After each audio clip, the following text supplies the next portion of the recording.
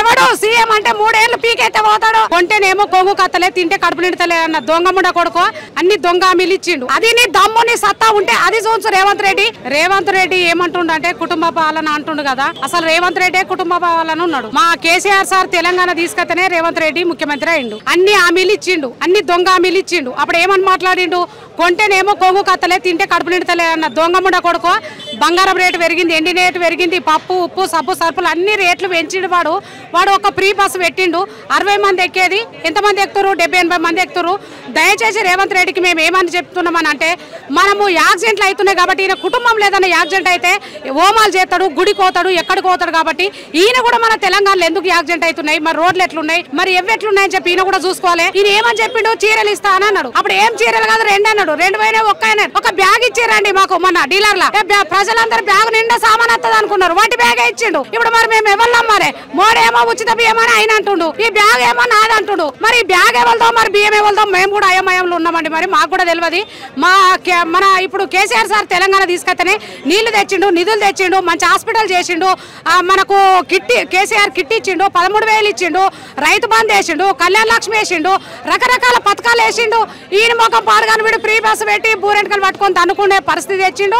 మహిళలకు విలువ ఉంటలేదు. కాబట్టి దయచేసి రేవంత్ రెడ్డి ఆటో వాళ్ళ కడుపు కొట్టిండు. వాళ్ళకి ఎందుకంటే నువ్వు మైకు పెట్టినావండి. ఇప్పుడు 50 ఏళ్ళు మైకు పెట్టినాక నీ వేరే పని చేస్తావా? ఆటో వాళ్ళు ఏం పని చేసుకొని బతకాలి? ఇప్పుడు వాళ్ళు ఉపాధి పనికి 12,000 ఇస్తా అని చెప్పిండు, ఇచ్చిండు ఆడు. ఇప్పుడు ఇయ్యలే కదా. మరి నువ్వు ఏమాం చేసినావు? సరే నువ్వు పని చేయి, నువ్వు కేసీఆర్ కేటీఆర్ సార్ తిట్టుడు బంద్ చేయి. కుటుంబ పాలన అంటే నువ్వు ఉన్నదే కుటుంబ పాలన. అది తెలివిండి మాట్లాడతాడో తెలివిలేక మాట్లాడాడో నాకు తెలియదు. ఒక కుటుంబం కోసం మనం మాట్లాడద్దు. ఇంటింటికి మంటిపోయి ఉంటది, బంగారుపోయి ఎవరికి ఉండదు. నీ సత్తేదో నువ్వు చూడొచ్చు.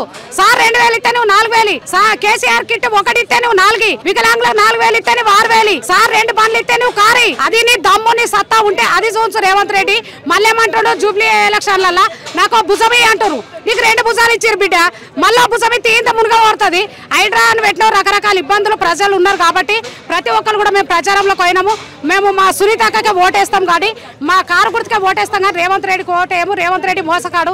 అసలు పదవిత్తనే వాళ్ళు ప్రచారానికి వస్తారు. ఫస్ట్ అసలు ఎవరు ఉంటారో ఎవరు పోతారో అవుట్ రైట్లు ఉన్నారు వాళ్ళు. ఇప్పుడు వాళ్ళ పని ఏంటంటే ఈమెకు మంత్ర ఆమెకు మంత్ర ఆయనకు మంత్ర వాళ్ళు ఆ పనుల మీద ఉన్నారు కానీ ప్రజలతోటి పని చేద్దాం, ప్రజల కష్టం ఏంటి అనేది ఆయన తెలుసుకుంటలేడు. ఈయన కూడా రేవంత్ రెడ్డి వెంటనే పోవాలి. మనకు ఇప్పుడు ఎక్కడైనా గురువు దగ్గరకు పోవాలి, హోమాలు చేయించాలి. బస్సులు యాక్సిడెంట్లు అవుతున్నాయి కాబట్టి డ్రైవర్లను కూడా ఆగం చేయొద్దు. కొంచెం తగ్గేయాలి టైం 15 నిమిషాలు. మందిని కూడా లిమిట్ పెట్టాలి.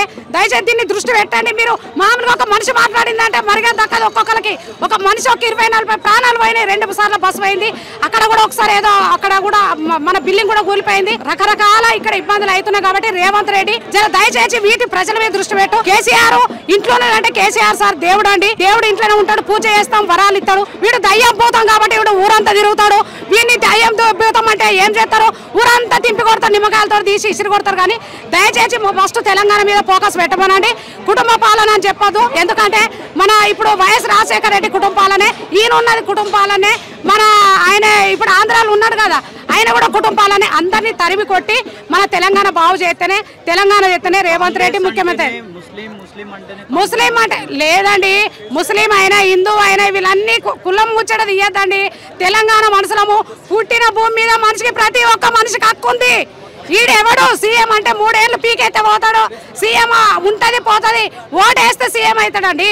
నువ్వు 5 రూపాయలు ఇస్తే నువ్వు ఛాయ్ తాగుతావు. నీకు 5 రూపాయలు లేకపోతే నువ్వు తాగుతావా?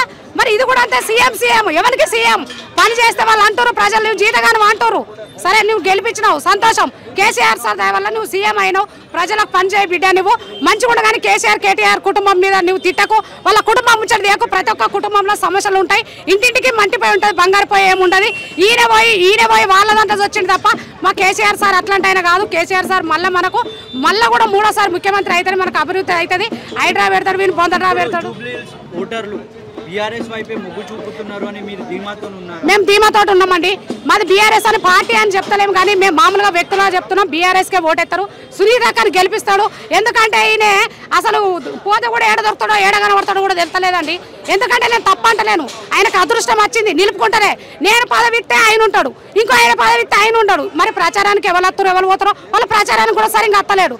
నాకు కుడి భుజం ఈయన అంటుండు, 2 భుజాలు ఎటు పోయినాయండి. మరి 3వ భుజం ఏనంగా ఏమంటాడు ఈయన? మరి ఇచ్చిన భుజాలతో పని చేయాలి కదా. మరి నిన్న అన్ని అప్పులు చేసినా అంటున్నావు, ఫ్రీ బస్ పెట్టినావు, మరి ఎన్ని కోట్ల అప్పు చేస్తున్నావు బిడ్డ? నువ్వు సన్న బియ్యం అంటున్నావు, ఎన్ని కోట్ల అప్పు చేస్తున్నావు? ఇప్పుడు బీజేపీ పరిస్థితి ఎట్లా ఉంది అంటారు?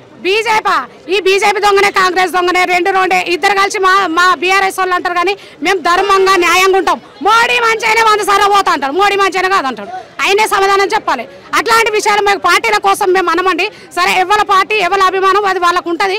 కాకపోతే ఇప్పుడు మన తెలంగాణ బాగుపడ్డది, ఈ భూమి రేట్లు పెరిగినాయి, అందరు వలస పోయేటోళ్ళు ఇక్కడ ఉన్నారు అంటే కారణం దానికి మన కేసీఆర్ సారు దేవుడు, ఇంట్లో ఉంటాడు, ఈయన దయ్యము, బయట తిరుగుతాడు, మళ్ళా సార్ గుణపాఠం చెప్తారు.